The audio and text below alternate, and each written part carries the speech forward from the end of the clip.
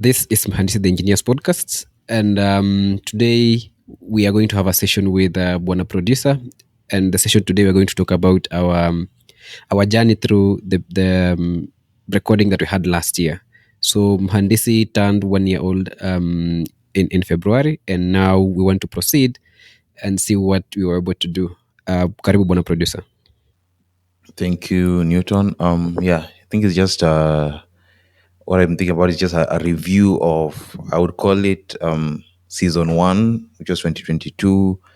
We want to just go over the guests that we had, some of the lessons that we learned, and the lessons are twofold. It's both lessons in terms of what we learned from the guests, but also in terms of what did we learn on the podcasting journey, because there are so many different kinds of lessons. And when you think about starting a podcast, it's one idea to just have episodes, but there are so many things that are happening behind the scenes that we just also want to talk about, in case someone is wondering what does it take to put together an episode of Mhandisi. Yeah, so that's what we want to go over for the day. Yeah, and of course, just as Mhandisi, Buona Producer said, we would be looking at two items. That is one, the highlight that we had from the podcast, ourselves, and then there's the bits where we noticed some growth or something like that.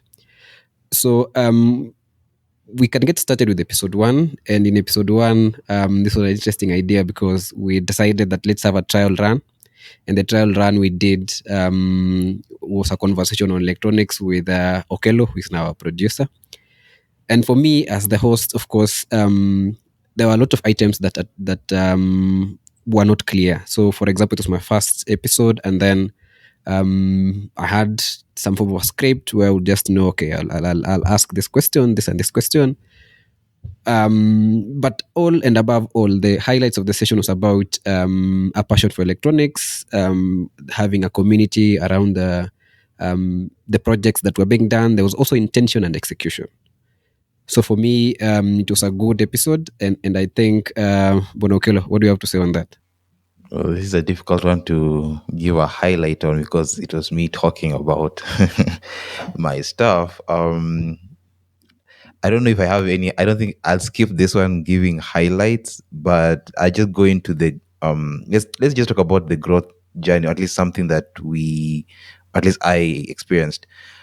This was the very first episode. I remember we had been talking about, at this point we had been talking about starting the podcast for about a year, and I think you were slugging, but then I told you, dude, let's just start the episode and we learn whatever we need to learn as we go. So it was actually a test episode because at least it was, let's say, a controlled environment. So you were interviewing me, and that was more of a safe space. The interesting fact about this is these these are two actual different recordings.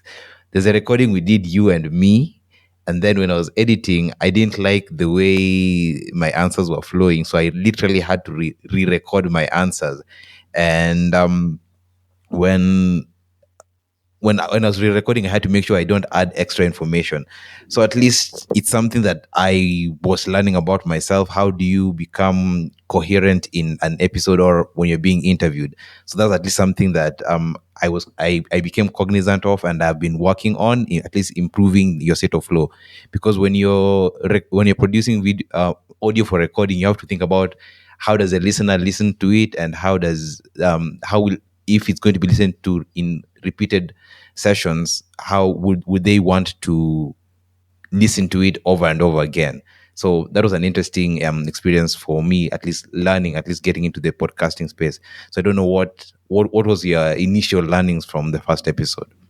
Yeah, for me, good that you have said something about having a control environment. It was very unclear for me. For example, the questions I was supposed to ask. I had done my homework a little bit and known outside the things that I had known. Of course, you and I had known each other for quite some time. But now the questions in terms of would this question bring out something that's interesting from the guest? And initially I had like a script, but now as we moved along, you mentioned something that's outside the script. then it becomes difficult to come back to the script, or leaving that bit that is interesting and then wanting to keep fidelity with the script. And for me, as part of the host, was kind of difficult. But again, as we see as we go along, I was able to improve on that. And yeah, it was nice to actually listen to it again. And I've listened to it like about 4 times, and I think I still find it interesting to this day. Nice. I think for me, I listen to it.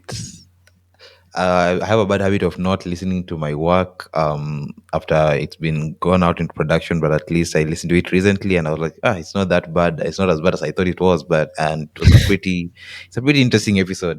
Yeah, if I don't think about it too critically, yeah. Yeah, but if you also look at the statistics, I mean, it's ranking amongst one of our best performing episodes. We have over 100 people who have listened to it, or 100 counts of people that have listened to the episode.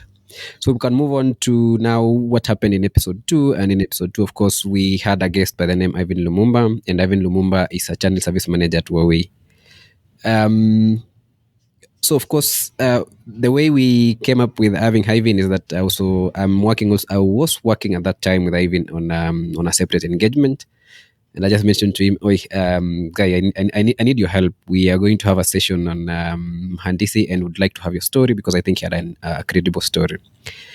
So for me, what were the highlights that were in that episode is that there is an element of adequate preparedness, um, because for him, the transitions from campus life to professional life, and the way he even got into Huawei, was a good story to listen to. Still a good story actually up to now, if you go back to listen to this episode.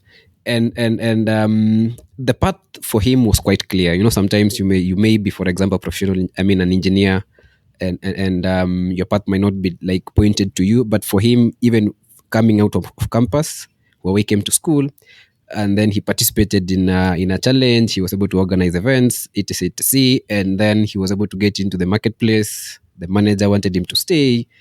He was there, but he also worked out. He was doing his best, and he's still with the company as we speak. So it's a good episode. You may want to listen to it. On the growth phase, I think for me this was my first. I would actually call it professional host in quotes, because we kept ourselves strictly on the profession that he is working in, and it kind of set the base for me in how I was supposed to handle the episodes going forward. Okay, Lo? I don't think. Okay, you say that the path was very clear for me. I think it. I wouldn't really say the path was clear. One of the lessons, I think, that one of the things that he talked about, at least the highlight, was when he talked about there's an aspect he always says, lack meeting preparedness. Because I think there's something also that he mentioned in his, like, at least in the episode, he was saying like the path that he took is not something that someone would necessarily be able to replicate, because it was one of those things whereby he was like, I think he was talking about, he had been engaging in having sessions with students, or having training sessions with students, and at that point he always needed that kind of someone, it's an ambassador. They needed an ambassador who could help them organize some of the sessions that they wanted to do. I think it was one of those trainings with the what is it, the router trainings, routing and switching trainings that Huawei always has. So he was already in a position to influence student, or how to put it, he was already in a position whereby the skills that he had, Huawei needed it. So it's one of those things whereby it was not like he was planning to join Huawei, but he had those skills. And the lucky break was that Huawei was needing those skills that he needed. So I'd say the aspect of lack meeting preparedness is something that's also very key in his journey. The other thing I think I also liked about when he talked about was when he called it leading without influence. It's one of those aspects whereby, for instance, like I guess when you're in a really big team and you need help from, let's say you're in team A and you need help from team B, but you don't have direct influence to, like, you can go and tell a member of team B, I need you to do this ABCD in this particular in within this time frame. So the aspect of leading without influence is like when you're approaching this person, you have to make it look like it is the project is, or whatever task you need to be done is valuable to both you and them. So that aspect, it's a very critical area to navigate, especially when you're working in a corporate environment whereby you need to collaborate between different teams. And then he also talked about, in that aspect of leading without influence, it's always that opportunities shy away from neediness. So even when you're asking for assistance, going to this person, you're going to say, like, you don't go and start saying like, oh, I desperately need this to happen. No, you don't go and start appearing needy. You have to show the value that is that will be derived from this kind of collaboration. So those are some of my highlights. There's so many. I'd say there's so many interesting things go there. That he talks about databases, data systems, technical stuff, which I think it would be worth visiting if you've not listened to the episode. For me, in terms of growth, I think this was one of my, let's say, it's the second time editing, and I was still trying to find my footing around how do you edit an episode. And I think I edited this episode a little too aggressively, because I think I removed all the breaks, like all the, like arms, all the poses. I removed all of them, and I made a very tight edit. Listening to it back, I would say it would be make for a good soundbite if you're just like cutting a small section, but it feels a bit unnatural. The way I edited it very closely. So it was something to learn. And in future episodes, I decided like I didn't want it to be that fast paced. Yes, it reduced the time, but it kind of eliminated that kind of, like, it didn't feel like a real conversation. So that was one of my learning points when it came to editing. Like, sometimes it's good to leave a few arms here and a few pauses to kind of like maybe punctuate a particular point that is being said. So that was an interesting learning experience, at least for me, in terms of editing and producing an episode. Yeah, so you mentioned something that got me thinking. One is that I didn't actually notice. Of course, I had noticed that yes, there was some element of the coherence a bit was not that as we had been doing the recording. But again, it wasn't clear. It wasn't like loud with the editing that you had done. It was not loud. I mean that you can see. Okay, there was some significant editing that was done here. It was quite professional, and I think for me, as the host, I couldn't notice that. But also something else on the aspect of growth for me also was the idea that there's that bit of transitioning from one idea to the other, and it was quite challenging keeping pace, especially when the ideas that were being said, you want to press on one, but again you have a time limit. So you have to manage and see that okay, this is enough, this is not enough. And when you get someone like Lumumba who is very generous with ideas, it becomes it puts you actually on a tight space to you don't want to cut the guest and say okay, that is enough. You just have to allow the person to be able to speak naturally and be able to give the point. But yeah, there was also something else on the highlights that I wanted to mention about working in a team, but also working with individuals who are more experienced than yourself.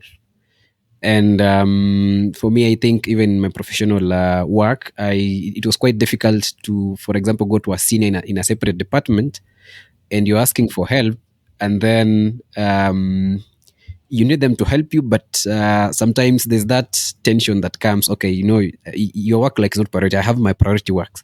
So getting that person to help you was also what you're calling leading without influence, or with influence. I mean that's still I'm not been able to crack that enough. But it was good actually that this episode was timely even for me, and I was able to pick up on the ideas that were shared.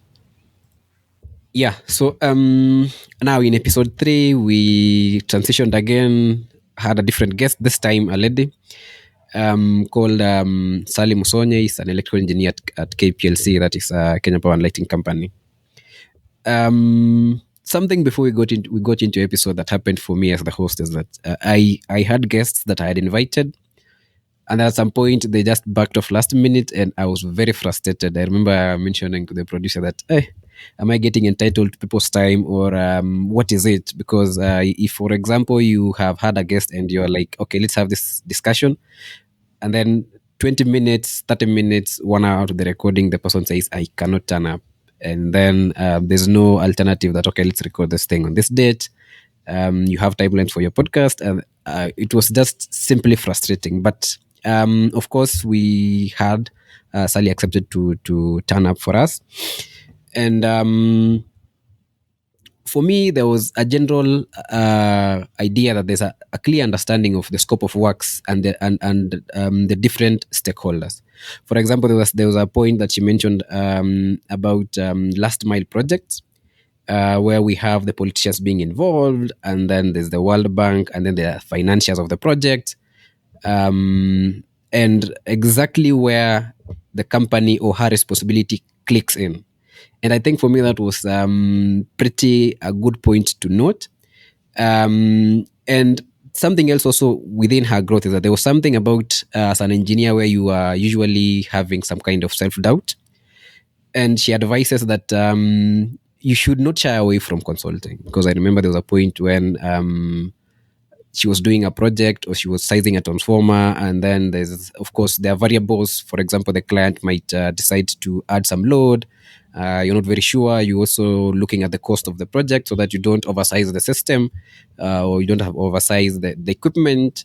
And then that bit of being in a position that, is this the right path to take, or is this not the right path to take? And she says that yes, you need to consult, and she would pick up her phone and speak to the project lead or speak to her supervisor and say, okay, this is what I'm doing. I also need this. I need your help here and there. This is what I've done. Is this correct? And she would actually accept the corrections.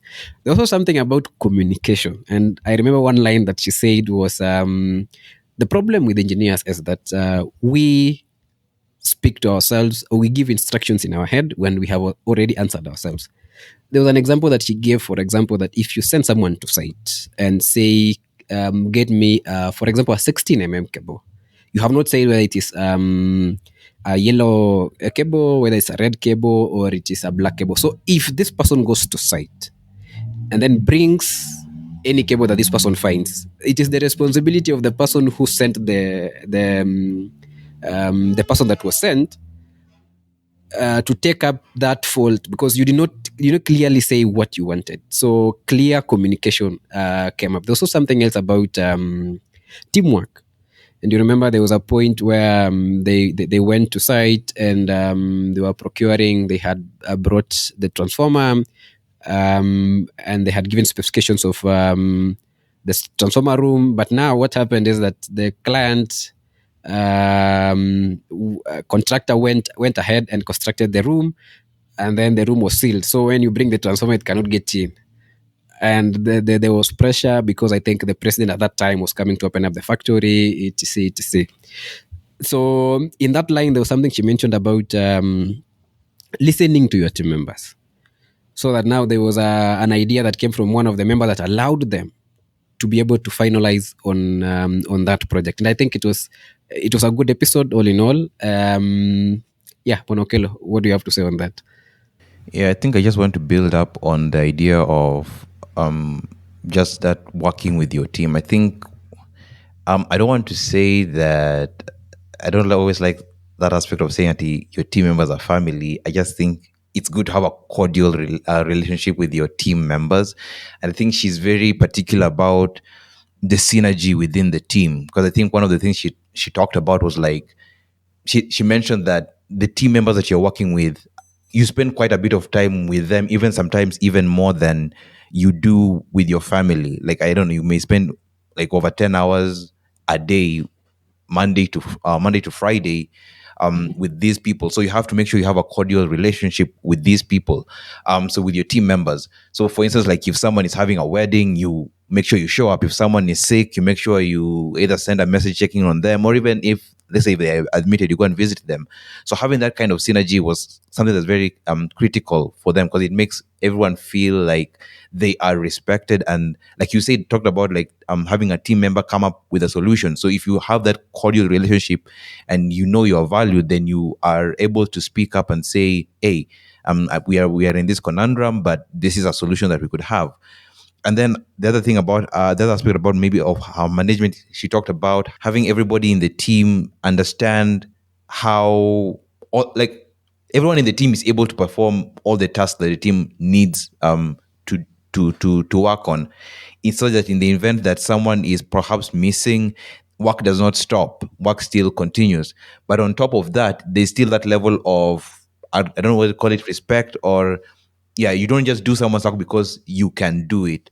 You let someone, the way your task has been divided, everyone has their own KPI, so you don't start doing someone else's work just because you know how to. You accord that person the respect that they deserve to handle the work that they've been tasked, and you only step in when it is necessary. So for instance, if they're on leave or if they're unwell or something, yeah, so that kind of synergy within the team, I think I really, really liked that kind of synergy, because it brings out, it makes the team as productive as they can be. I think she also talked about, like, I don't know, I think they were awarded like one of the most productive teams or something. I'm not sure about that. I may have to check, but yeah, that's one of the things that I particularly liked about the episode.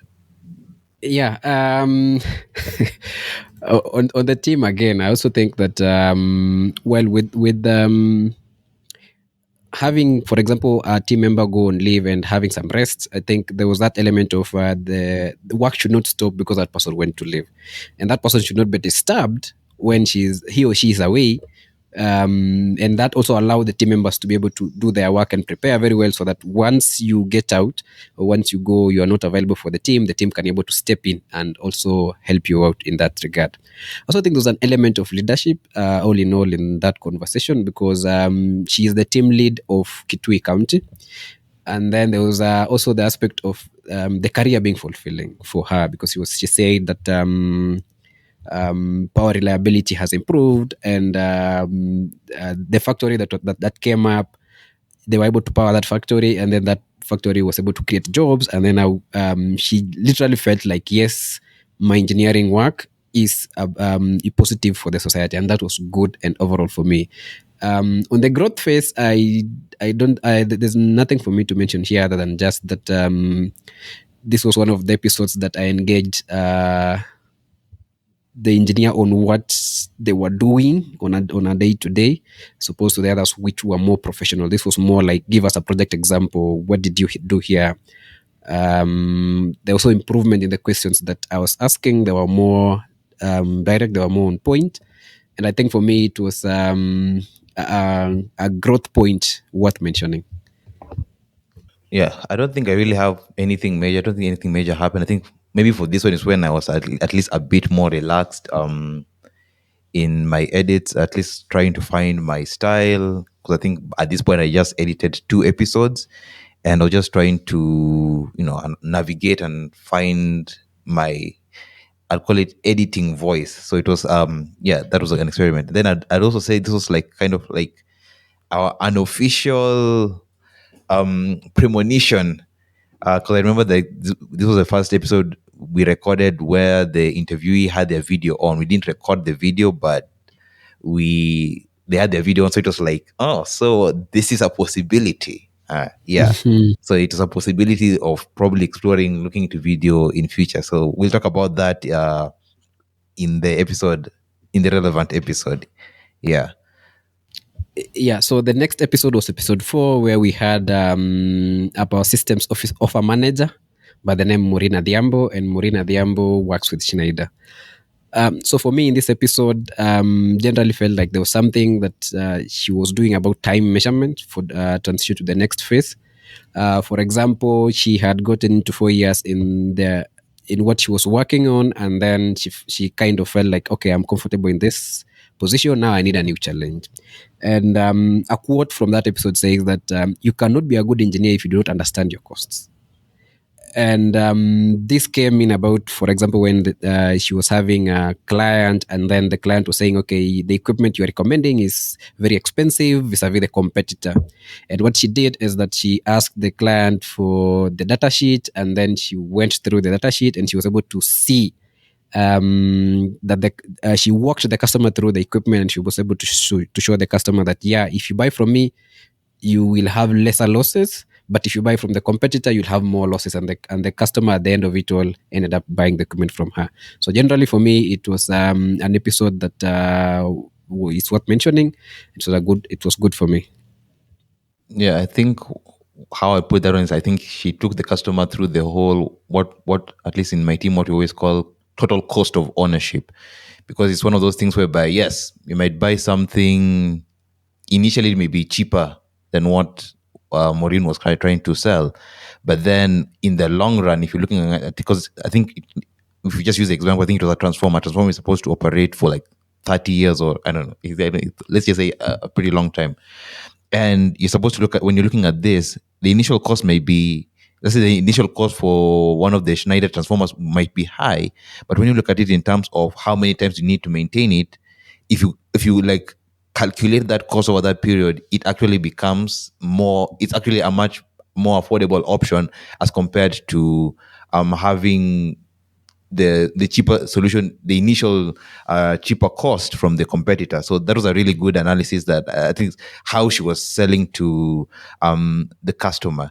Then I think the other thing that I really really liked was how she was, because she was also in terms of selling. It's like you build relationships with your customers, and when, let's say for instance, Schneider wants to release um, a new device or a new component, what she does is before it hits the market, she has conversations with whoever with the partners that would be interested. So she does she like, I remember that she used to do like her research and see who would need to have this kind of solution, and then you start selling them the idea why it would be better for them beforehand. And also in the when selling this idea, you don't use technical jargon. You bring it down to the level whereby the customer would appreciate what the solution is.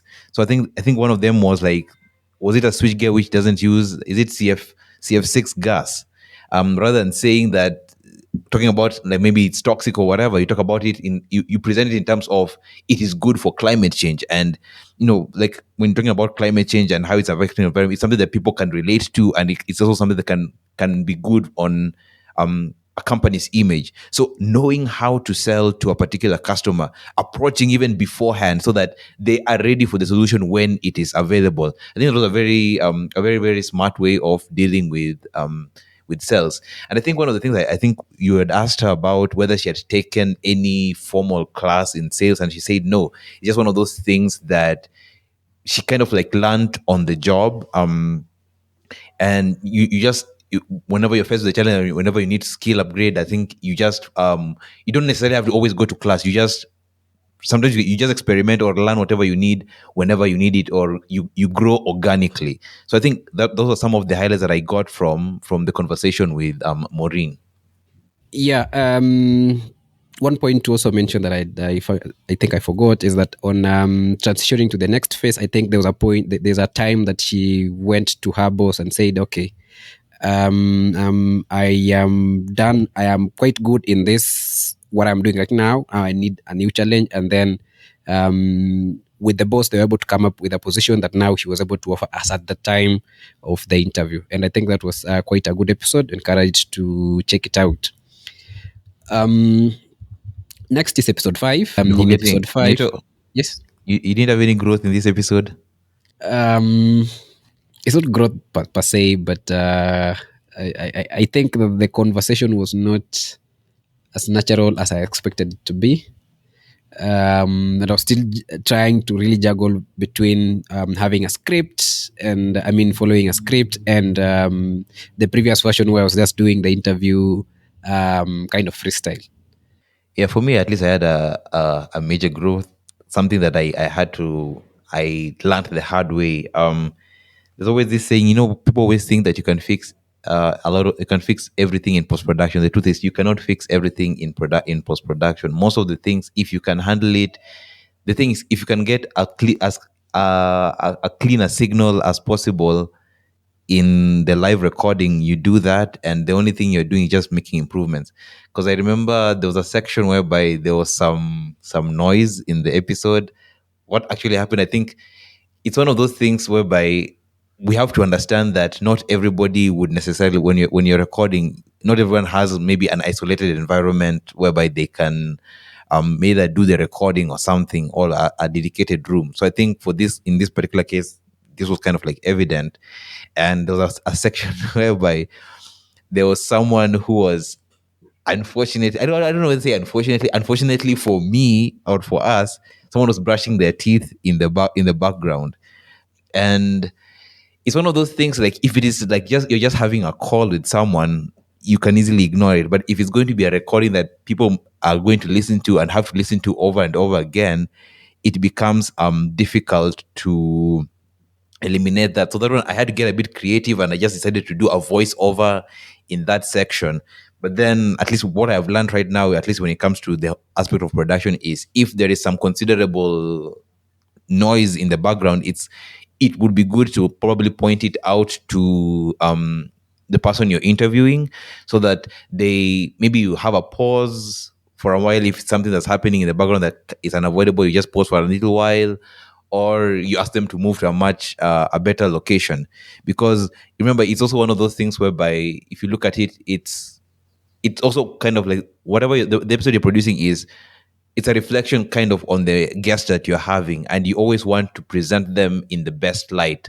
You have to produce something that they would be happy to share with their colleagues or with their networks. So at least that was an interesting growth point for me as a producer, that as much as possible, try to make sure whatever signal you're getting from your guest is as clean as possible, and maybe you just have to tweak a few things here and there to make it as to improve the quality of the recording. Yeah.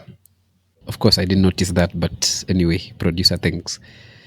Now, on to episode 5. And episode 5, we were speaking to Bonaderic Wanyoni, who at the time was working for Powergen as a design engineer.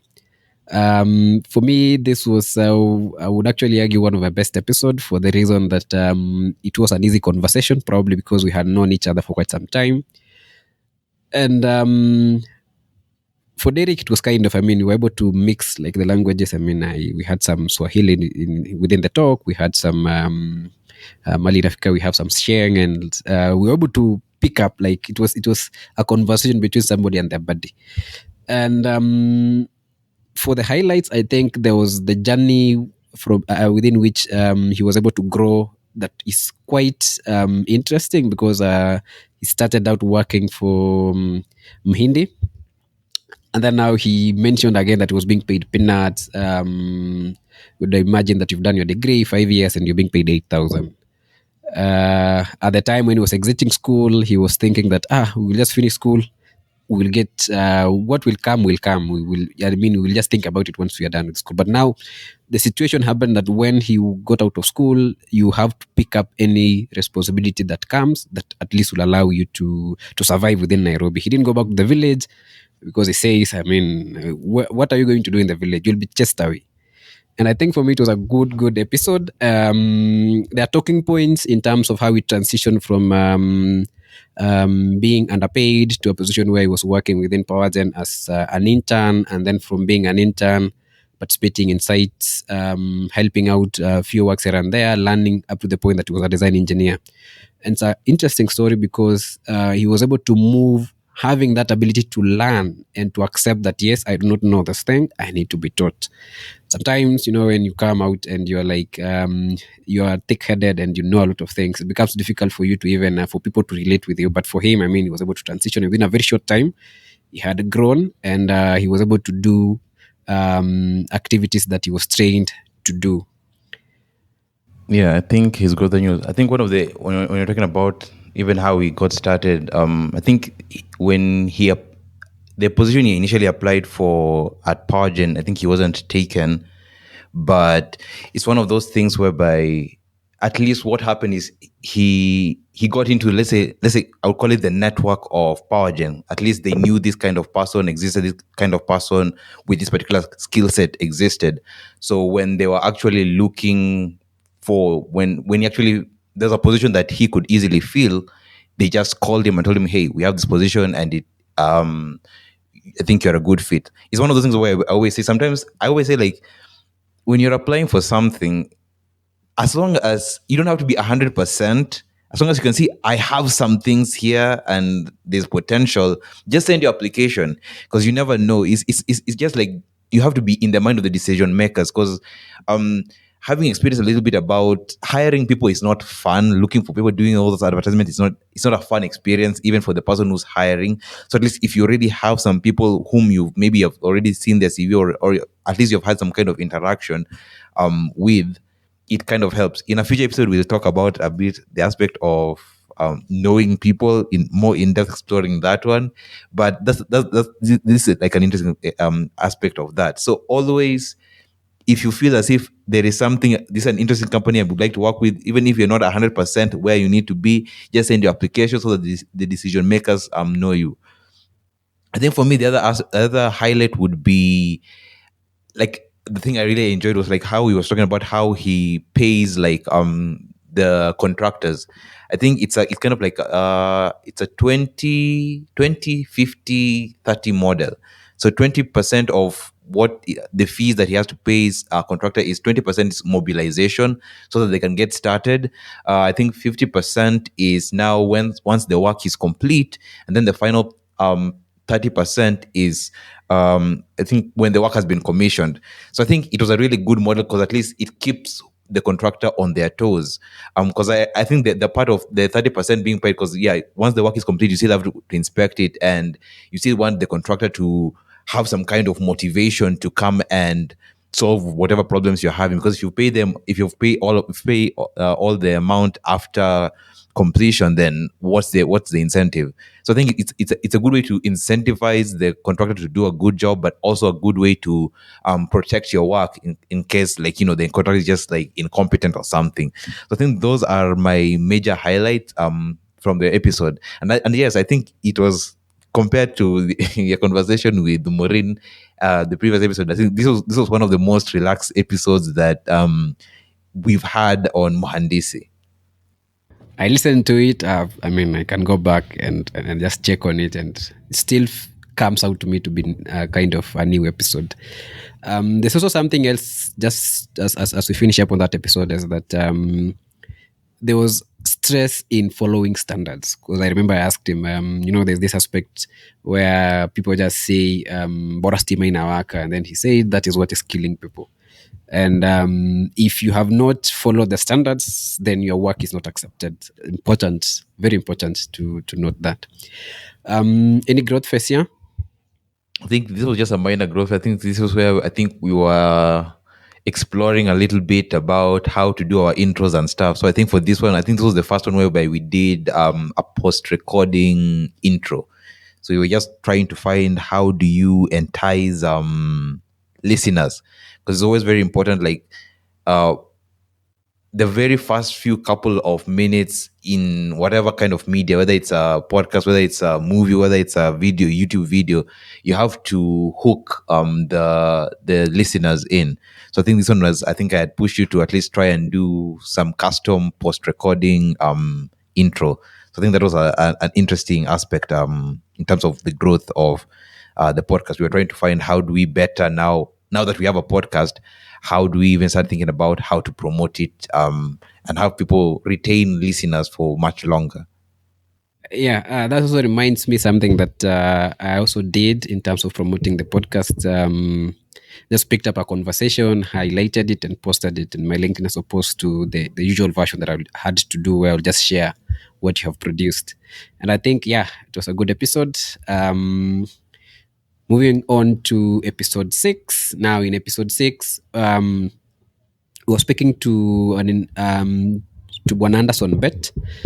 Uh, Notice again that he worked at that time with PowerGen as a customer manager. And for me, generally, this episode was kind of, yes, relaxed, but a bit very official, because the conversation was quite, let me just say, slow, in my opinion. But yeah, there were highlights, good highlights to pick up from. Just comparing it again to episode 4, where we had Maureen go to the manager to seek for more responsibility. But in this case, it was the reverse, where the manager came to Juan Anderson and told him, okay, we want to start a new team, and we would like you to help us establish that team. And the best line on this episode is that you need, as an engineer, to be very open, to learn, and speak up when you do not know anything, or speak up when you require help. And it was kind of a humble episode. Just speak slowly, and pick up the requirements as you are being asked, and learning as you go. I think his transition was more of like, from school he went to the company, and then he didn't actually know about the company. There was an individual who shared the what do we call it, the invite from the company, and then he applied, he got in, and he has been with the company for, even at the time, about 6 years or something like that. So good episode. Okay. Yeah, for me, I think the one idea that stood out was kind of the idea of he talked about demand stimulation. I think it's one of those aspects whereby, yes, while I think he was talking about power gen was kind of like in the business of maybe connecting mini grids, but once you connect your customers, there was this, you also want them to consume the power. So what happens is, you, on top of just providing them with the power, you also provide them with appliances to actually consume the power with. So if it's like buying, I think he made an example of like, if it's selling blenders so that someone in the community can make juice, or if it's like maybe selling TVs or stuff like that. Just like you provide them, there's power now, yes, but also you provide them with elements to consume that power with, to enjoy that power that they've been given. So it was an interesting idea. So you create a solution, but then you also like say, okay, yeah, we can also do something extra to maybe make some extra revenue. And I think the other thing I also would like to say I enjoyed about the episode was on his management style. I think one of the things he talked about is when he is, let's say for instance, giving out tasks or maybe training someone. It's one of those things whereby he would give the instructions that he wanted to be executed, but you don't just let it go. I think it's tying almost closely to how what Sally was, what we talked about in I think in episode 3, what Sally was talking about. You mentioned that just sending someone to go and get a cable without giving specifications. So in this case, it's like you give instructions, but then you ask them to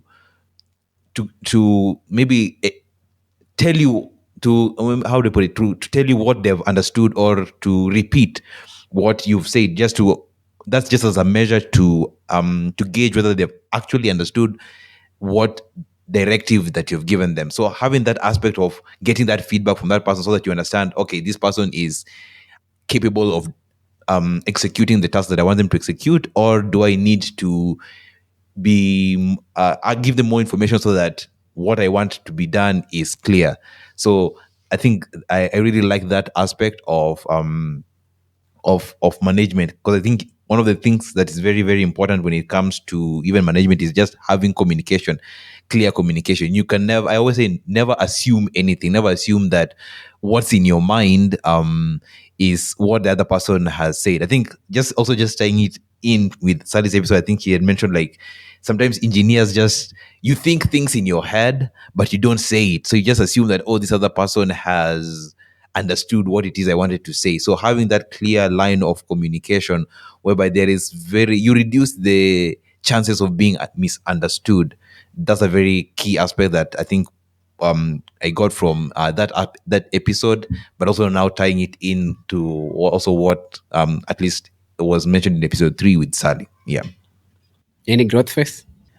Yeah, I think also now this one we were still experimenting with the intro. So this one, I think what happened was rather than having, because I think at this up to this point we were mostly starting off the podcast with intro music and then introducing the guest. But this one, I think we switched it up a little bit and we had like a snippet from the episode at the very beginning, so that at least whoever is listening has an idea of what is it that what do I have to look forward to. Yeah, so that was at least a new experiment in production of the episode. Now, for me, I don't think there was anything that was a growth phase at that point. So we can move to episode 7. And now in episode 7, we were speaking to Bona Hilary Chesebe, who at the time was speaking is working in the renewable energy field. But for me, Hillary's conversation was a good conversation, and some of the things that I really enjoyed was his career journey. When he just said, you do not need, like, you just need the chance, you need to prove yourself. There was a point he also mentioned about he had friends who had completed school before him, and these guys were not employed. And then he started asking himself, who is he to be entitled that once he gets out of school he's going to be employed? So he started networking, getting out, and I remember he mentioned at some point that he was able to get opportunity in certain companies, and then they had promised him that, yeah, we'll pick you, we'll take you. But the communication up to date, as at the time of recording, had not come back from those companies. But again, he went into the renewable energy field, knowing very well that is the field he wanted to pursue. And once he was able to be given the chance, he proved himself. And after a very short time, even his compensation, he did not need to ask, like, go to the HR and like say, okay, I need my compensation to be reviewed. It was from the manager himself who said that, okay, what do you need? We like your work. Would like to keep you. What do you need? And then he became the conversation anchor. It was him now dictating what he wanted. And I think for me that was something that is worth mentioning. Again, there's some. I mean, above all and anything else, the whole of the conversation was more of like, you need to learn, learn, learn. At no point would you say that you know everything. You need to also learn. And then there was something he said about um, sticking to standards and knowing exactly what you're supposed to do, because sometimes you might get into positions where you're working with very, very senior engineers. And for him, at some point, he said he was disappointed because some of these engineers were not following standards as required. But for him, he knows that being a professional first starts with you, and he managed to stay put. And his requirements for the client that he was working for at that time was able to work through it, and things worked out in the end. Yeah, I think we've just like I think we just started the whole aspect of standards. I think it's kind of like just building up on kind of what Derek was talking about in episode 5.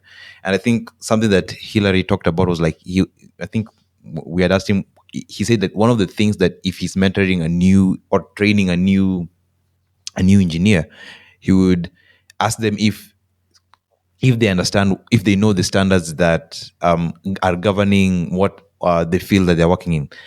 So it was like he would introduce them to the different solar standards, both internationally and the ones that are available in Kenya. So he was very, very particular about standards. And I think maybe the other thing to mention was that the aspect of using networking to gain perspective, because I think he'd mentioned here, I think it was between his 4th year and 5th year, whereby I think he went to a networking event whereby he got to at least understand more about what it means to actually practice, be a solar practitioner. So you get to understand who are the stakeholders and stuff like that. So it was like, yeah, it was. I think it was in one of those sessions where he met this guy who was supposed to give him an offer, but kind of alimruka to say it trivial. But it was he. But that was just one of the people he had met. So it was an unfortunate occasion, but also fortunately was from that point in from that networking event, he also got now the person who was the initial employer. So networking is very important because it gives you perspective. It allows you to understand what is actually happening. Like just being in school, it's good to have the knowledge or to know have the technical background, but you have to know, where am I going to apply this? How am I going to be a part of society? And how am I going to use my knowledge to solve the skills that to solve the problems that are out there in the world. So yeah, so uh, design backed by standards and networking to gain perspective. For me, for this episode, I don't think there wasn't any. I don't have any notable growth step. So I think it was just one of those episodes whereby, yeah, you were just more or less practicing some of the things that I had learned thus far. Yeah, for me, I think I had some growth to, I mean, worth mentioning here, because if you notice from the previous episodes, the guests were individuals that I had worked with in one capacity or another. A good number of them we had either met through IEEE or we were working in the same company. Now, in this episode, and even the list, when I was looking at the list at that time, was that it looks like I am skewed to the individuals that I know.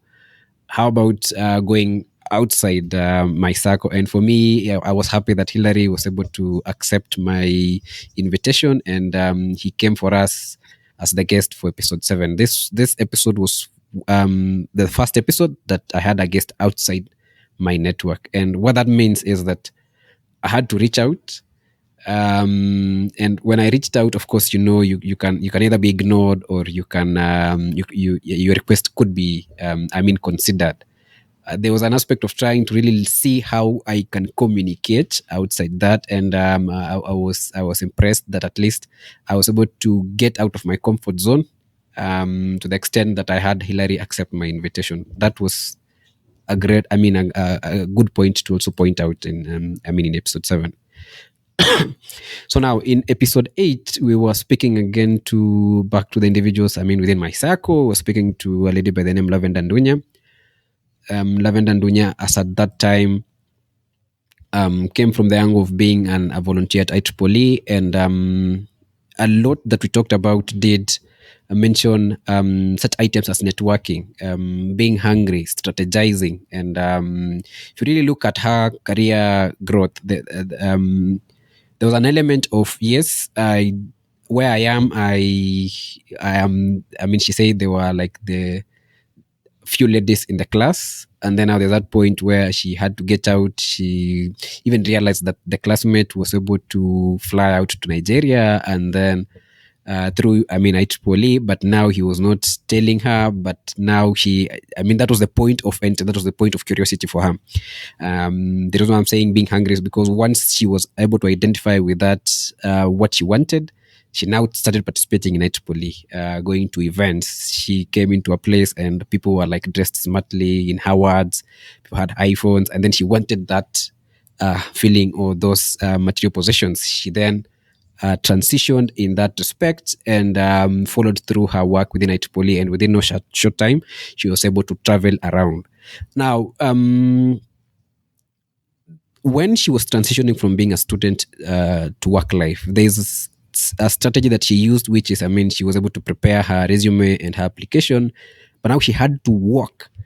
And the idea here is that she had to work because she wanted to see the companies of interest, and she had like skewed the areas where she was thinking, okay, I think it was Westlands where she was thinking these companies would accept an engineer, and when they will accept an engineer, they are likely to, compensate me better.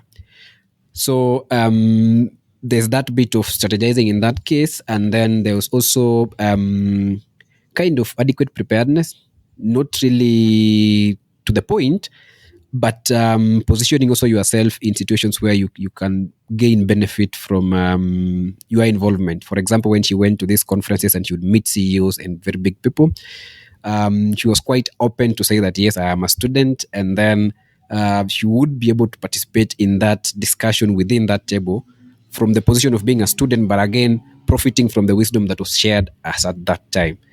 It's a good episode. Encouraged to listen to it again. Banokela.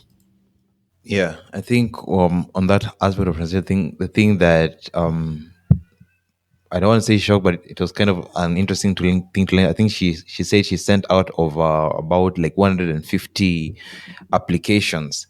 Yeah, and that was quite a lot, at least from my experience. I don't know if that's the norm, but yeah, I was really really surprised. But I really like the aspect because like when you're talking about, I think when she talked about, she started off with what Westland. I think she said like if a company is in, at least the way she was thinking is, if a company is in Westlands, then at least yes, they must be in good standing. But at least yeah, it was a really good strategy of just mapping out different sections. And I think also that one of the things to train with about networking is um when she went to these networking events, I think she was lucky enough to have conversations with even CEOs of different kinds of companies. And I think what this did for her is it gave her perspective on how she wanted to direct her career. Because she says one of the things that she would like to achieve in her career is to join the she called it the C-suite. I think that's being an executive or even getting up to the point of becoming a CEO herself. So what happens is when you have conversations with these kinds of people, these CEOs, and you ask them about their career journey, or you do what I always call the career interview, you get to see the different kinds of sections that they were in. Because you were talking about some of them was kind of like, I think they were in sales, then they went to I think you start off in manufacturing, going to sales, and those different kinds of departments that you have to go through. So at least that is what is advising how she is directing her career, and this is all through the aspect of networking. I think that's also something, a very key issue, or I think a very key thing about networking. When you go to a networking event, the thing is the way the interaction between you and you're provided with quite a number of people. You're given access that you never would have, you never typically would get, like having an access to a CEO. For instance, if you were to go and have, maybe go to the a company, say you want to see the CEO, it would be very difficult. You have to have an appointment, you have to do all these different kinds of things. But when you're in a networking event, you're given that opportunity to have a conversation that never would have. So I say like networking is very, very important. It gives you perspective, both in terms of getting to understand who are industry players, for instance, in the example of Hillary, but also it allows you to actually have conversations with people. So like the people whose career journeys you're interested, or someone like you aspire to become, you get to understand what did they do to get to where they got. And then maybe the final thing would be gaining the skills that the necessary skills you would need in your career development through volunteering. Because I think, for instance, I just say like one of the things we talked about is how do you manage people? How do you manage people? And also the other aspect of like when you're talking about the career journey, she knew that she needed to have finance experience. How do you do that? So for instance, for her, how she's at least trying to exercise that, gaining that knowledge of finance, like I think she was at the time of the when you were interviewing her, she was kind of like the treasurer for IEEE. So that's like in on a volunteer basis. So you get to learn and understand a little bit about finance in a situation whereby I would say there are low stakes, but you get to gain those particular skills. You're both helping whatever organization you're passionate about, but then you're also gaining necessary skills for yourself. And it's something that I'd always say, if anybody is listening who is in school, I would always say it's very important to try and find some extracurricular activities to try and develop your skills as a person. And how do people actually work? What is it like to work with other people? Because one of the things you come to realize about work environment, in as much as you may be skilled in whatever technical knowledge or whatever in whatever field you're in, but remember at the end of the day you have to work with people, you have to interact with people, and you have to know, how do I interact with people, how do I interact with different kinds of people, how do I know when this person needs more input, or how do I relate myself with different kinds of people. So having that kind of experience within maybe a volunteering group, or a group whereby you're volunteering or something like that, it gives you that latitude to develop what they call the soft skills. Because in whatever, it doesn't matter how good you are technically, soft skills are what actually enable you to actualize whatever ideas or whatever ambition that you have. So if you are able to, I think she maximized that. She was able to grow herself as a person within through her volunteering activities. Yeah. In terms of growth, I think this episode, one of the things I clearly remember, I think there was an issue with the audio that we got from the recorded audio from Lavender.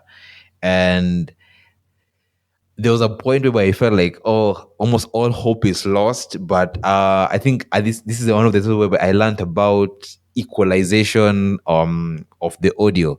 So I had to mess around with the audio a little bit, but I was able to salvage it, luckily. So it was a very, very close call, because it was almost at a point whereby do we really have an output that is good enough, or what is the problem, or what can we do? So it was a very close one. This is one of those situations whereby at least post production came to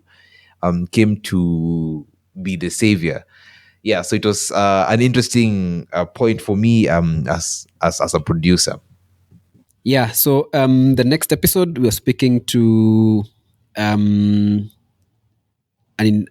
guest called Kezia Halinditsa. I remember this name was quite difficult to pronounce as at that time. And Kezia was a trained, is a trained agricultural engineer, but works now within the renewable energy space. So for me, generally, this was a good episode, for the reason that I felt like I was just talking about a story. I mean, it was very relaxed, very. I mean, the flow of ideas was quite easy. Of course, it was freestyle for me as the host. I mean, just ask, okay, well, you began from this point, distance you to this point. And it was more of like her career journey. It was interesting that among the number of points that she pointed out was, I mean, network. You should be able to know people. And her interesting point is that these individuals should be in a position to speak and mention your name in places where you can get, or you can I mean, they're your ambassadors. And her way of networking is kind of a little bit difficult, but she is on the way of getting out herself. I mean, she's a go-getter. I want this. She does it. She also has an aspect of you need to have somebody who pushes you, because I remember at some point it was the husband who was telling her, you see this position that has been advertised in this company. You have said you want to transition. Now this is your time. Apply. Her lecturer at at the time when she was transitioning from working from Mhandisi into going for her masters, it was her lecturer again who was there on her neck and saying, hey, you have a good story. Now you need to apply. Take a photo, send me your application right now so to submit before midnight. And that is how she ended up getting the opportunity. And the story is that she transitioned into being into the industry. Now, something that was enjoyable or a learning point for me also was on the aspect of once you have been trained and you really think that you have your credentials as far as your papers are concerned would come before, I mean, the employer. She said that when she came back, she was humbled, really humbled, because now she had masters, and she's coming to take up a position that an individual who has done just a degree was taking up. They were beginning from the same level. And she says here that number one, that you need to humble enough. I mean, career will humble you. Your entry level, it's the skills that matter. But once you get in and you're able to use your training and the skills that you have obtained prior to that point, then you can scale up and you can go ahead and be the best in the position that you are in. There's one aspect of never lose sight of your target.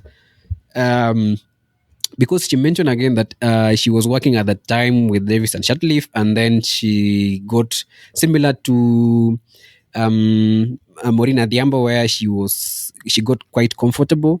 She decided that, okay, I have given Davis and Shatleaf enough time. Now I need a new challenge. And she sought to get out. It's an incredible story. It's one story that, at least for me, as the host, I ended up going over the past the an hour mark that we usually have, because the story was just interesting and I was just enjoying myself all along. Yeah, I think for Khalinditsa, I think she's a very good writer. I think the story was flowing very fluid. I think this is one of the episodes that you have laughed the most. I think that's one of the things I just noticed when I was doing the edits. Yeah, you really, really had a good time with this one. Um, I think one of the aspects, I think, yeah, the key thing for me would be like that aspect of knowing people. But you've talked about it very exhaustively. I don't want to repeat. I think just listen to the episode to understand more about what we mean by that. And the other thing was, I really liked the method with which she took when she chose to leave the Indian employer, because I think what happened is like her direct manager was kind of like not being that respectful, and he was kind of like stressing her out. And it's one of those situations whereby like I think he was kind of like disrespecting her, and she had asked him maybe to try and kind of treat her with respect, but it was like, if you're not happy with the way you're being treated, you can just leave. And I think at this point, most people would be like, okay, fine, I am going to leave because I'm exhausted with you people. But that aspect of having to go and saying like, if you, okay, I'm okay with leaving, but let's first of all have a meeting, you, me, and the CEO. Because I think it's very important also just to have the CEO understand what is happening. It's kind of like a way of you also giving kind of like an informal feedback, so that you let the CEO know that this is actually what is happening on the ground. And I think something that she also said, like, I think you had asked her like, um, should the CEO take responsibility? And she was like, yes, the CEO should take responsibility, because he's the one who's like allowing these kinds of people to be managers in your company. Like, you cannot just be like, oh, the CEO is kind of like, I think he was like, she said like the CEO is kind of like more of like a well-educated person, so that he teaches people well, but unfortunately he's just employing people who are not respectful to people. So while the CEO may be good, he still has responsibilities, since he's the one who's enabling these kinds of people, all these kind of managers to exist. Yeah. And maybe the other highlight I want to put is like, I was really interested when I think when you had asked about the career, when it comes to compensation in your work. How do you ask for compensation? And she was like, you know what I do? I just go and look at what's the international market rate, and then you give to your employer. So it's the employer to come down and say, okay, maybe if this is too much, you come down and say, you do your negotiation at that point. So, because you typically just think, okay, I'll just look at what's happening around Nairobi, what's happening around Mombasa or something. But no, she's like, I'm going to look at international market rate. And after that point, after giving you that point, like, now let's negotiate and see if it has to come down, or if you're just going to get paid at that level.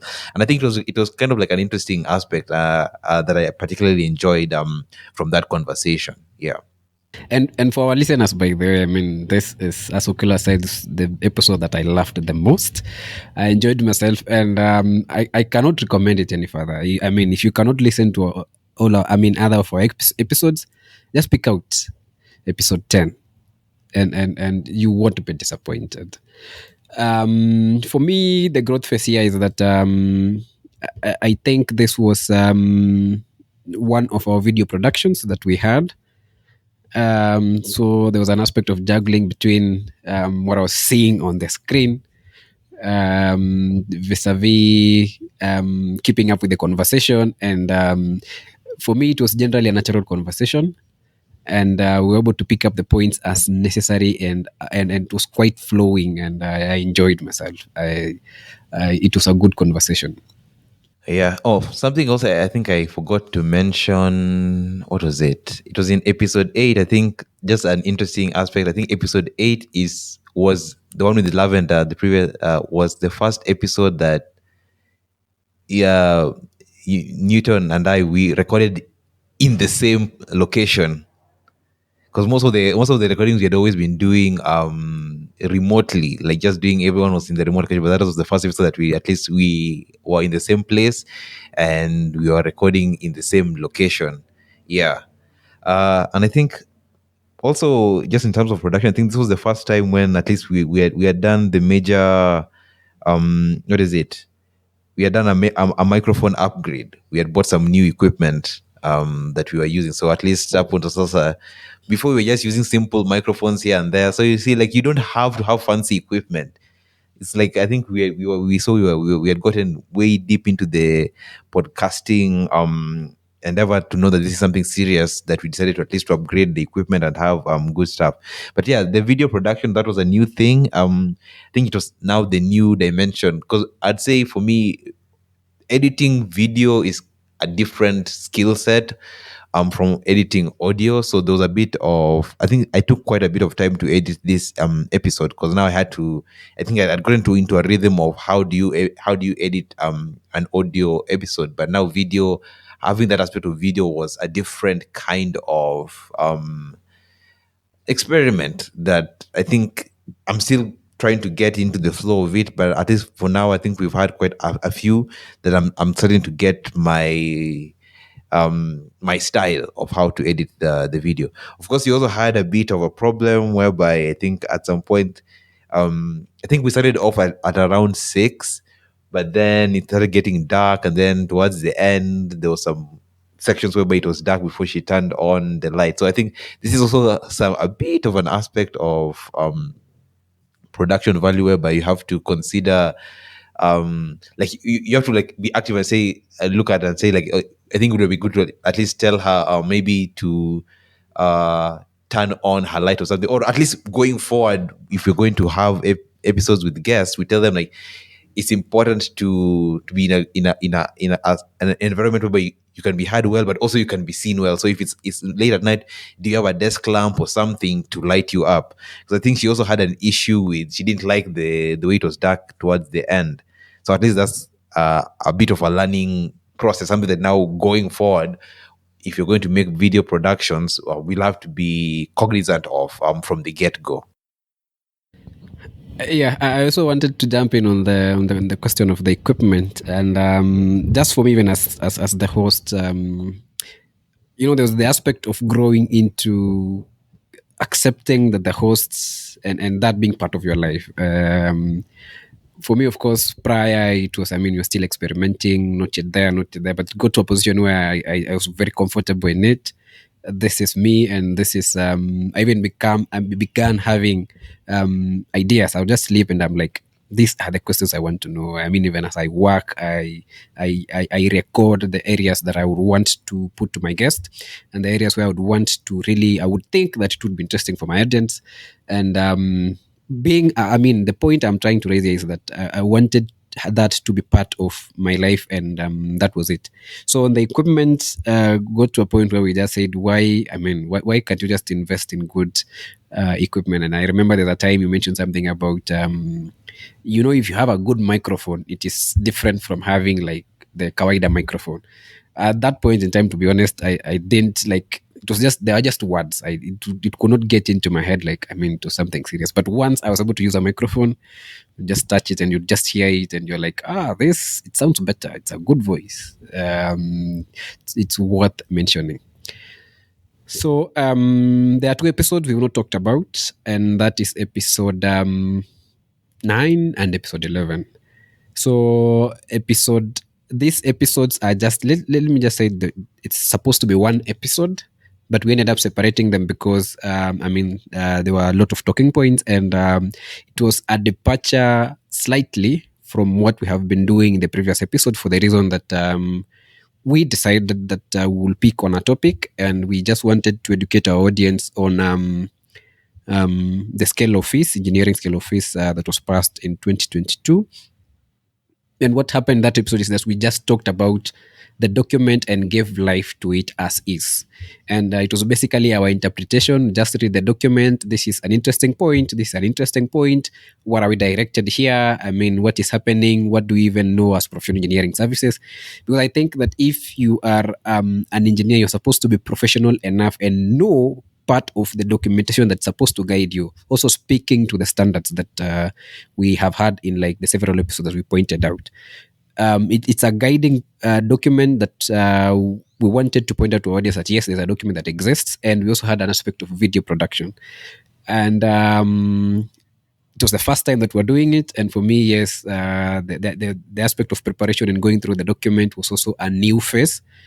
I liked it. I've listened to it again. It's one of the episodes that has ranked the best, and we also had some reviews from part of our audience. I mean, individuals saying this. I mean, we are enjoying this talk, and the kind of the informal feedback I've been able to receive from the individuals that I've met is that it was a good episode. You may want to check it out. I mean, it's episode 9 and episode 11. Okay, no? Yeah, I think I think you've summarized well about what the episode is about. I think for me, episode 9 was the first video production that we did, and I think one thing I remember was my video was out of focus. It wasn't that bad. I'd say it's one we'd call it a soft focus. So yeah, that's something that I learned at least these days. Before starting, at least the video I always look is the video. I remember even before starting this video, I asked you, "Is your video focused?" Yeah, so at least I learned the value of making sure a video was focused. So that was now the beginning of the video production. Maybe the other thing that I'd like to mention was, yeah, I felt like the video was a bit a bit too long, because we did not package our ideas as tightly as I would have loved. So it's still something to kind of try and learn, because the balance that we're trying to strike, as because we would still like to have more of these episodes, is you have this big document. How do you give the most necessary information without having to read everything word for word? So finding that balance between giving the information that is needed and still being as coherent as possible, so that the audience listens to or gains something from listening to the episode. So that's something that at least I would say, like, I would like to probably improve on in the next episode of whatever topic that we will be tackling. But it was an interesting episode. I think now this was now my the return of Okelo from after episode 1, because most of these I was just behind the scenes. So I just came back episode 9 and 11. Now I'm again here in 12. At least trying to not just be permanently behind the scenes, but also to be in the scene every once in a while.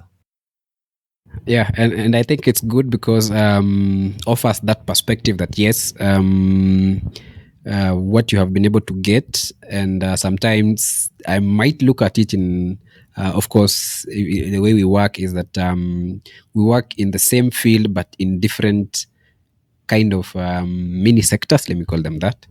So probably I can look at it from the point of, okay, how would a contractor look at this document? How would so and so look at this document? But also bring in the other aspect of, okay, if I'm not primarily involved in that sector or mini sector, how would you look at it? And I think there was synergy between the two of us in that respect.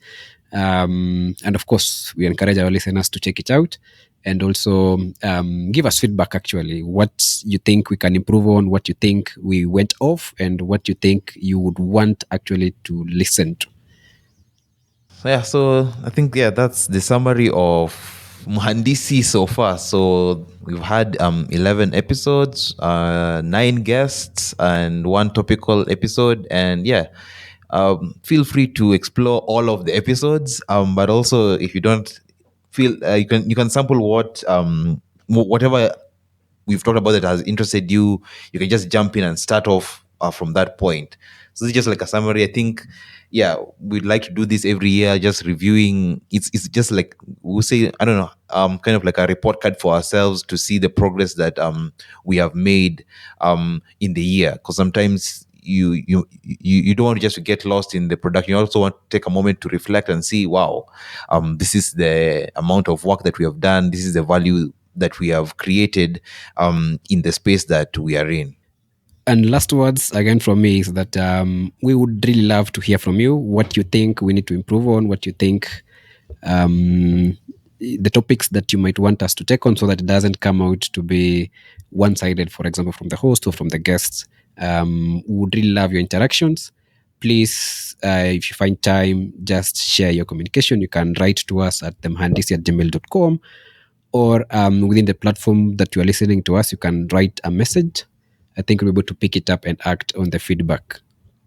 Yeah, so feedback is at least the one area we'd like to get. At least for now, I think the first 2020 was just to prove, can we really have a podcast? So now we have at least executed our idea as we wanted it to be. But now it's also nice to also, if the community of people who are listening to us can also give us some input, so that we are able to now better serve your needs.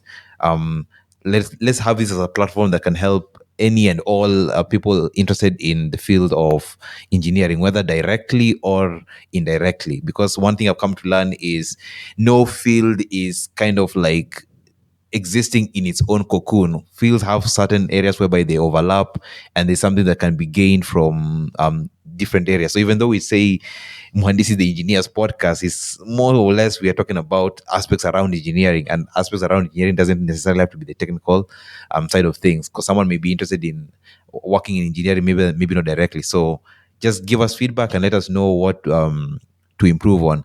But even as you're giving us feedback, we have at least a couple of things lined out for 2023. So stay tuned. It's just taken quite a bit of a while to get things started this year. It's been for me at least. It's been a bit tricky because work got a little bit.